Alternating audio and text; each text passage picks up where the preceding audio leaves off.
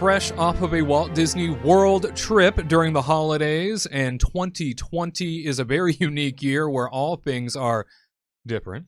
We wanted to check in with both Tyler Crouch and Katrina Manzoni to share some of their hits and misses when it comes to what they experienced. I think this adds some great insight when it comes to maybe potentially planning a trip of your own. Only a couple weeks left here in December. However, we do know that the holidays always extend out into those first couple weeks of January as well, based on the park and based on what they're doing. So we wanted to check in with them and see, number one, how the trip was, and number two, some of the hits and misses. Katrina, let's start with you. Okay. You know what? I'm just going to pull off the Band-Aid. I'm just going to start with... Pull it off. I'm going to rip it off. Ouch. Some negative stuff happening. Oh. But I'm going to end with a positive, though. Oh, good. Yeah. All right. Okay. I will say, I hated Disney Springs. I did not feel safe. Hate is such a strong word. It was atrocious. Yeah. I did not feel safe. Mm-hmm. We did it twice. We did one, and it was Thanksgiving Day. It was around like nighttime. Okay, fine. It's gonna be busier, but they didn't like really have a capacity. Everybody, like, I felt like it was wall to wall people. A lot of people weren't wearing their masks while they were drinking and like walking, and it's just, I did not feel comfortable. Then the second time we went, it was still really, really busy. And so I didn't feel comfortable doing that. But I will say that I do really like the changes that they've made to like dining services, where for quick service, it used to be like a quick, Tyler orders the food, I run and get a seat. It used to be that kind of thing at Disney World. And if you've been at quick service at Disney World, you'll know that you kind of have to have another person scout for yourself. seats. Yeah, you have to scout for yourself, seats, right? and someone stands in line for the food, and you go get the seat and you keep it. You lock it down. This time, though, you actually have to have a food order in order to actually sit down at the quick service locations, which I thought was really nice, and I thought that was fantastic. Where I wasn't like, okay, you stand and get the food, I'm gonna go get a seat, because there was like ample amount of seating, so I thought that was great. Except for the wasps over at Animal Kingdom, that was really scary. But other than that, I thought it was called really theming. Good. Yeah. Yeah. Oh my God. Yeah. Animals. Hello. I know. It keeps what? No, that's honeybees. I was gonna say it keeps elephants away, but I'm sure they don't like wasps I and don't yellow think they jackets like either. wasps either. That's really mean. What a theme. Oh God. Anyway, but other than that, I thought it was great. They cleaned the rides a lot. They had hand sanitizer everywhere. Cast members, they did such a great job with trying to keep people in the theme parks 6 feet away from one another, making sure people wear their masks. There was like a couple occasions where we saw people without masks on, and like within a second the cast members like ran to them and told them to put their mask back on, which I thought was like fantastic. Yeah. Except for Disney Springs. That was like my only like womp womp. Like, I do not feel safe there, and I probably won't feel safe there for a while. Maybe in off season, I guess. But then, yeah, I think other than that, and then also on a top of the note, I got to finally have gluten-free fried chicken at 50's Prime Time. Oh my! So if you guys are gluten-free and you need a delicious fried chicken, they have a gluten-free fried chicken at 50's Prime Time. So On a scale of 1 to 10 on that gluten-free fried chicken, what would you rate it? Ooh, compared to what? Well, I guess like I always do like chicken tenders there. Mm-hmm. Like, I always just go to any quick service and get like chicken strips or whatever, quick, easy. But I mean, this is actually really good. I have to rate it like a good, like, I can't really say 10 out of 10, but like a 9 out of 10. There's always room for improvement. Yeah, there's always, I mean, if I could have like delicious like biscuits or onion rings or something like that over there, it'd be super great. Yeah. But yeah, so it was delicious. It was like, I mean, it was like a half a chicken. It was like tons of pieces. I didn't even want to let anybody try it, because I ate the whole thing. Wow. I was like, I'm gonna eat the whole dang plate, and I did, and I even got a sticker for it. You cleaned your plate? Now I gotta go on a diet. Part of the clean your plate club. I did, and Wow. then you got one too. Yeah, we got some stickers. It was beautiful. It was so great. But anyways, I got picked on the entire time we were there. But Oh, that's okay. no. He was the only I was the boy, one. so of course Not he had to why. get picked on. But That all I can was my say high is note. don't order water, because you'll just get yelled at. But Oh.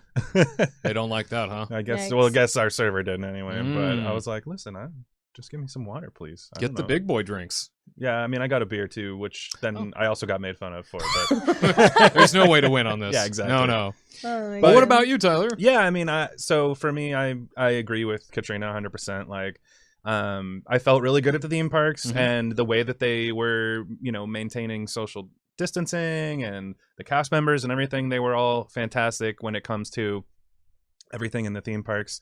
Even the way that they've set up certain things, the queues all have the big plastic sheets that we've all talked about, and even a lot of the rides do now. I mean, when I was there in October, like Runaway Railway, they were just still seating people like separately. Now they've put up plastic dividers on every car and stuff like that. So they're slowly working through the parks, and things are really good there. And we went to Universal Studios Orlando too, and they do a decent job. It still feels safer than like a grocery store there or something like that, I would say, but it's just not quite on the level. There's a couple things that they do at Universal Orlando that is not so, doesn't feel so good. Like they'll seat people back to back to back. They won't let anybody sit right next to you, but if you're on a roller coaster, they're going to put people in every car. So it's just little things like that Disney kind of ekes out on. But but Disney Springs was really, really bad, and there's just something about, I don't know if it's because they weren't limiting capacity as much as they should be, or what the deal is. And I know it's probably hard to say. I'm sure it's hard to go to every restaurant and vendor that's there and be like, hey, we're limiting capacity to 30% or whatever.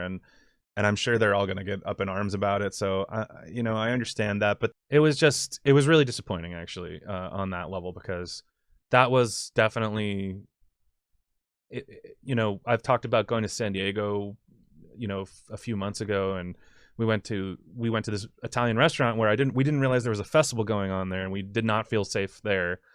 This was like on the same level of like, there's just so many people around not following the rules, not social distancing. The stores, a couple of the stores had lines and stuff like that, but most of them were just kind of letting people go in and out. And so that was a big miss for me. But overall, avoid Disney Springs, and your vacation feels pretty safe to me. I think the worst part is probably the airport. Sure. The airplane itself didn't feel that bad. At least we flew Delta, so we had empty seats in between us and stuff. But the airport still felt like kind of the worst part of the whole situation. I have one thing to say. Yeah. Those security scanners are so legit. Oh, yeah. That was something that was in my brain. It is such a life changer. Yeah. Oh, my God. Because this is the first time for me going back to Disney World, even like going back to Disney after the security change. And like, because you already went and you've gone before to do it. But like, for me, I always carry a bag, and it was like such a pain in the butt. And I'm just like, now I have to wait in line with people have bagception problems and stuff. And then now I'm finally able to like actually go through with my bag, and then all you have to do is just hold out your umbrella, or now it's going to be your like my sunglass case is also a thing that dings when you go through. So you just hold that out, and then you just go boop right through. So amazing. And it's everywhere now. Yeah. I think that was the other really nice piece to this, was that now so nice. that contactless security, as they're calling it, where you just essentially walk by some panels. It's now in every park. It's now in every crevice. Everywhere you go has these contactless monitoring systems where you just walk on through, and you're none the wiser. Yeah, and it's super efficient. It is super efficient to the point where I don't even think Disney was ready for it, because Magic Kingdom, Animal Kingdom, and then like a couple years ago, Hollywood Studios, they all redid the whole security area. Right. And it is massive, and it spans, it's like hundreds of feet long at each of these parks. And then they use this one little cubby for all of them. One or two open. That's all they need. And that's all they need. And it gets everybody through. And they're like, wow, we just built these huge security stations for nothing. But now it's shade for the rain, or like some protection from the rain. Go. That's a great point. Everywhere in front of all these parks, they definitely set up infrastructure for something that was supposed to be much more vast. Yeah. And now you're right; it's all condensed just down into one or two walkways. Yeah, wow. It is really funny. I just was noticing that. I was like, didn't they just build this huge security thing, and now they're using this one little cubby of it? Like, so it's funny, but I'm glad that we have this new super efficient system that again, I've said it on the show before, but Universal Studios, still does the X-ray thing, and at the time I was like, this is the way it should be. I love this. Right. And now I'm like, oh, now they've been one-upped again by Disney. Mhm. Like, I so want to see their screen. Like, I was trying to linger because I forgot what was happening, and I think I was like waiting for you because someone like cut you off or whatever. So I was like by the monitor trying to look, and then like they're turning around being like, they're like, what are you looking at? What you and I was looking like, at? doo doo doo. Yeah. Oh, Yeah, they darn, have their I little couldn't like see it. iPad size panel that Yeah. they're staring at as you walk by. I wonder also what they're seeing. Yeah. Because it dings, and then it's like beep beep beep, and they're like, you Mm-hmm. go there, and I was like, but what did you see? Because like I didn't know about my sunglass case and my battery pack, and my battery pack's not that big, Mhm. and it dinged the first time, and then they're like, oh, okay, well it's about this size, and then they looked at my bag and they're like, oh yeah, these two things are it, so just pull them out when you walk through, and I'm like, what did you see? Very interesting. Intriguing. Very. How did you feel, Wade? I'm curious. Yeah, I'll tell you that after having heard you mention while we were there about Disney Springs, I was not looking forward to it. I went 3 different times, specifically with the intent to look for what you experienced. Twice at night, once in the daytime. Just to see what are crowd patterns like, what's going on. It did feel very crowded, that's for sure. Certain times, night times seems to be a Nighttime very, was the worst. very big hot spot. Yeah. I think for a lot of probably locals, they like to come in the evening for dinner. Restaurants were abiding by the 6-foot distancing within tables and reservations and stuff like that. So less reservations per restaurant. Mhm. I was also noticing the stores allowing people to come in and out based on which store was doing it. Right. Some were governing more than others. I will say, though, I didn't notice a ton of outright defiance. So fortunate, I guess, to Yeah. come across not noticing so much of that. And I was specifically looking for it, by the way. So I wanted to see if, like, all right, is there a pocket in here? Is there a place where people just are ignoring, the rules and the constant announcements that you're hearing of, you better be wearing it up over your nose and under your chin, and we're going to ask you to leave. That was also something that was new from the last time I was there back in August. And now they're outright telling you and posting everywhere, we're going to ask you to leave if you Yeah. can't abide by these rules. I'm I glad love to it. hear that. Yes. Yeah. But I will say that during my experience, I did notice, while there was always the one-offs here and there of somebody with it under their chin and not really caring and walking along drinking something, I did notice that here and there. The one thing that I really don't like, because the parks do it so well, the enforcement arm of what they're doing that they go to such great lengths to do in the parks is not being done in Disney Springs. No. There's no enforcement arm. Mm-mm. I don't didn't see anybody anywhere. I saw far less security than I've ever witnessed at Disney Springs. Really? Usually, I notice them everywhere walking around. I just noticed them at the entry points. I barely noticed any in any zone of Disney Springs. So I noticed that in particular, and probably not thrilled with what I saw in terms of that, but otherwise did not feel unsafe. Definitely did not walk away thinking, all right, it's too crowded to the point that I feel like I need to leave.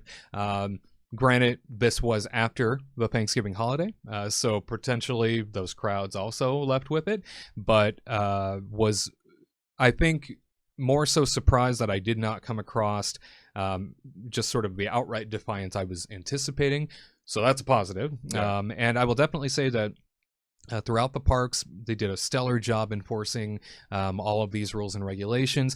I certainly noticed the extension of lines, the extension of crowds that I did not notice in August. I mean, there's a lot more people that they are now letting into these parks. So the Disney company did say that they were kicking it up to 35% in terms of overall capacity and allowing in more people because they can manage it.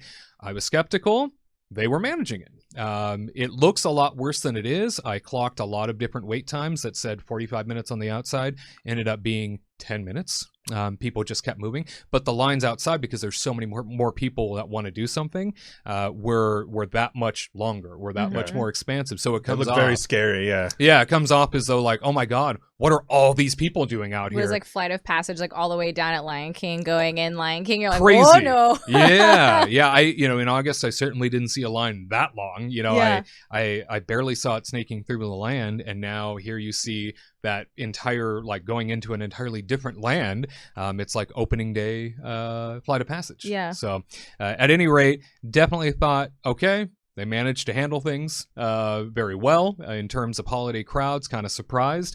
I was anticipating it to drop here and there based on what I was already hearing ahead of time. Was very pleased with my experience overall, and I definitely have an addendum, if you will, some additional footage and some additional clips that I'm going to be putting together for another edition of Walt Disney World in Pandemic, Holiday Edition, because I think there is so much to know about the holidays right now, including my travel, which I was not fortunate. I traveled American Airlines, and not only did they mess with the overall flight schedule and put me from a direct to a connecting, they also condensed, I think, multiple planes, multiple flights into one mega jet, because I was talking to people around me as to where they were going, and we were sent via Miami and then to Orlando. And I was saying to people around me, they were forced to go to Miami, and they were all going to different places outside of Florida and Georgia. And so It sounds like people were condensed down into this one plane. So I was sitting in a 10-seat row of a mega jet. Wow. Side by side at a midnight flight, because that's when they pushed the flight to take off. So it then became a midnight flight, which I thought, it'll probably be cool, right? Like midnight, nobody's going to be flying on Thanksgiving at midnight. No, they condensed everybody into one plane. So really, based on who you are deciding to travel with, who you're deciding to make your airline plans with, weighs very heavily on what you are going to encounter and how you are going to feel. Yep. On the way back, because I made sure they knew I was very unhappy, they did do some things to try and rectify the situation, which I appreciated, but still it didn't change what was going on, and it felt very uncomfortable. It was and everybody, still packed. and everybody I was sitting with was saying the same thing. Like, I was not anticipating this to be so condensed and everybody basically sitting on top of each other. They are doing a couple of different things now where they're letting you know a couple hours before your flight, we're expecting this flight to be very busy. Oh, thank you. You might want to change it. And I thought, not everybody has. Most people don't have the luxury to change it within 3 hours of my flight. Exactly. Yeah. So I would say the travel. Yeah, like shouldn't they be able to expect that like well in advance? Like, right. it Like a shouldn't day be, before, like... 2 days before at least, to know like, okay, your flight may be busy. Do you want to change it? You have like 24 hours to change it, at least at that point. We were glad with our flight was, Delta, they're not doing the middle seats right now. So that was really comfy. And then they're doing it until like the end of March, which is really nice. So, but that really stinks about American Airlines. Yeah, and I understand, the optics when you think about like, oh, well, you're getting on a plane anyway in the middle of all this. Totally understand that. But it goes to show you the airlines that seem to at least act like they're caring. I think that goes a long way. That Delta is doing that no middle seat. That goes a long way in making you feel just a little bit more comfortable. In some instances, travel is necessary for certain things, especially for business. And to know that some people are just sort of forced into a situation where now they're condensed down into one plane now at midnight, and they can't have any other recourse other than to, well, go ahead and reschedule for a day or two later, and it'll probably be the same sort of situation. Yeah, probably in a worse seat that you had before that you planned months in advance. Very well could be. Yeah. Otherwise, my Disney World trip was awesome. I had a great time. God, I wish you could teleport like boop boop. That'd be nice. One day. Yeah. Do it like Power Rangers, and send me to the command center just like that. I'd go to Disney World anytime. At that point, I felt like a lot safer there, and then than the airport. That's for sure. I did not like the Delta commuting between the two terminals. That was very scary. Sure. They kind of packed the bus a little bit to take you from Terminal 2 to International Terminal that they're using. But yeah, Disney World did a great job. Once I got there, things were fantastic. I felt finally in the holiday mood. And obviously this year it's kind of hard to get into the swing of things with the holidays. And it was nice to come across all the entertainment and excitement and all of the great positives that come along with Disney World during Christmas time. Finally got to see the new castle painted, the painting. It's nice. I just want it to be changed back ASAP. Well, it's temporary. Yes, it is. That's what I'm okay with. Projections. Beautiful, absolutely. Well, Walt Disney World is off and running for the holiday seasoning and doing a bang-up job outside of a couple of hiccups with Disney Springs.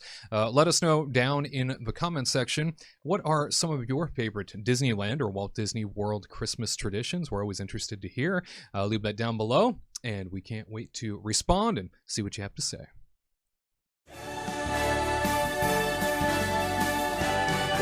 come to this happy place, welcome.